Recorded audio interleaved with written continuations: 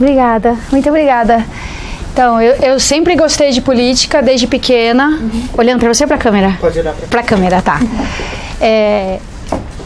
Eu sempre gostei de política desde pequena, muito por influência da minha mãe. Eu nasci em 67, o que significa que a minha infância ocorreu durante a ditadura militar.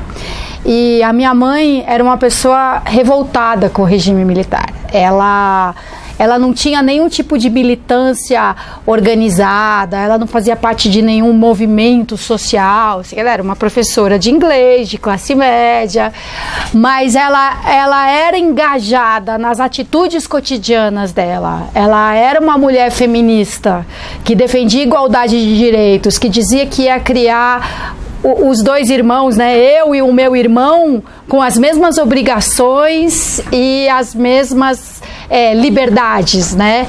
E por causa disso, ela brigava muito em casa. Ela brigava com meu avô, defendendo as ideias feministas dela, defendendo as ideias comunistas. E meu avô ficava assim horrorizado, porque ele era um homem muito conservador, né, com uma educação formal muito pequena. Então, o que ele sabia sobre comunismo, por exemplo? Era o que o governo dizia que era comunismo, que ele achava que alguém ia entrar e invadir a casa dele e tomar a propriedade dele, que ele tinha trabalhado a vida inteira para conquistar, sabe? Ele tinha essa ideia, assim, de medo de comunistas, né, e terroristas e subversivos, tudo.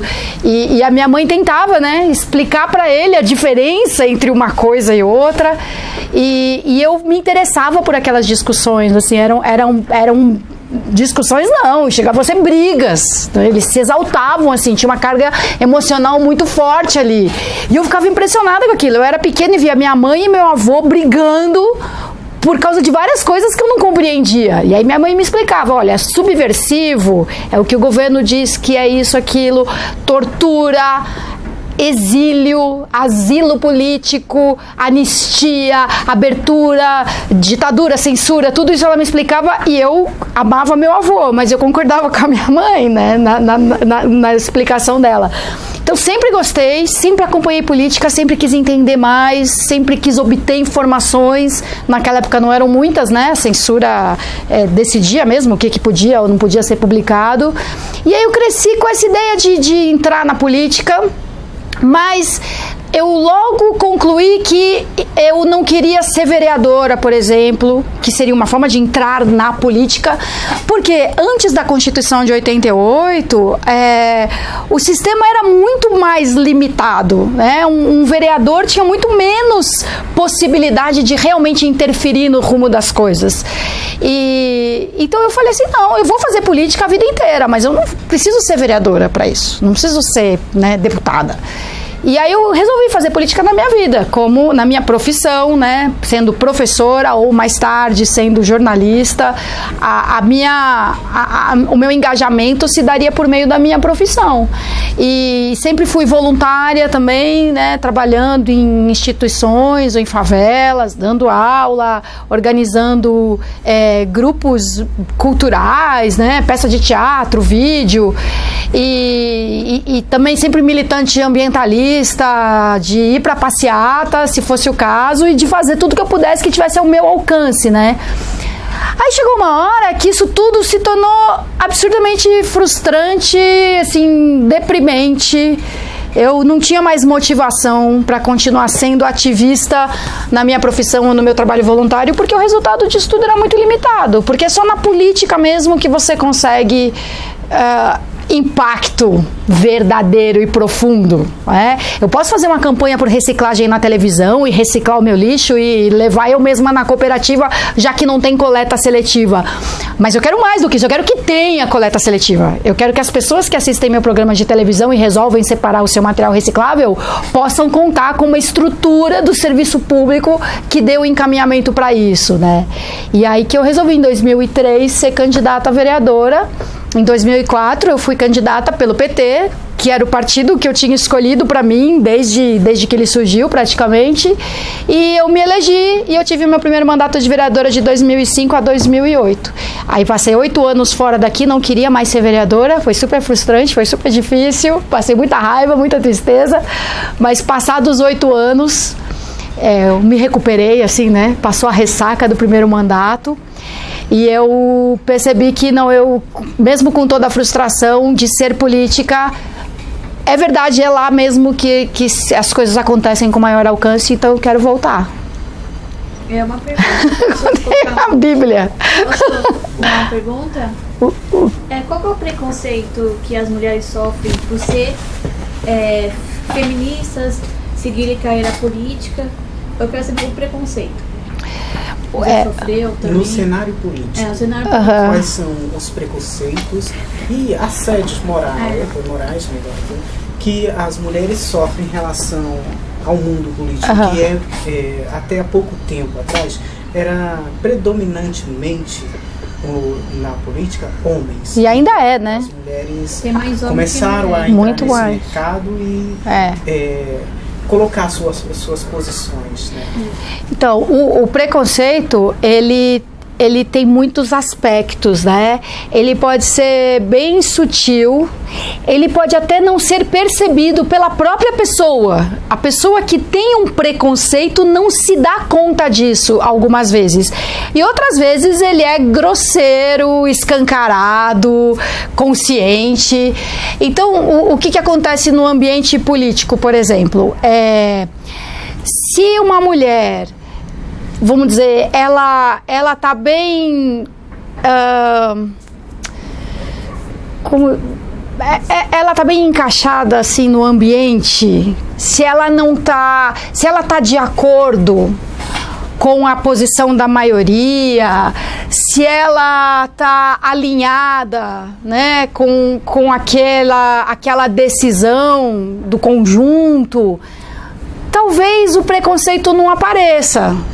Agora, no momento em que uma mulher, vamos dizer, causa um problema, no momento em que a mulher tem uma divergência, em que ela rompe com um acordo, em que ela causa uma perturbação no sistema, aí o preconceito vem à tona. Então, surgem ofensas do tipo diferente das que são dirigidas a um homem, né? Se dois homens têm um problema, então é uma questão pessoal, né? Entre dois indivíduos. Você é isso, você é aquilo.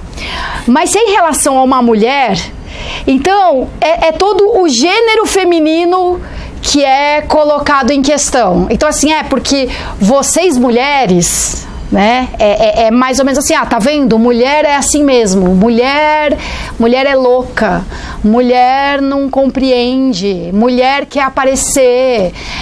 Ou então vem as ofensas com conotação sexual, né? Que é o tipo de coisa que não se aplica aos homens, mas para as mulheres, assim, acho que o marido não tá dando conta, é mal amada, histérica, ou pelo outro lado, né? Essa vagabunda, essa vadia, né?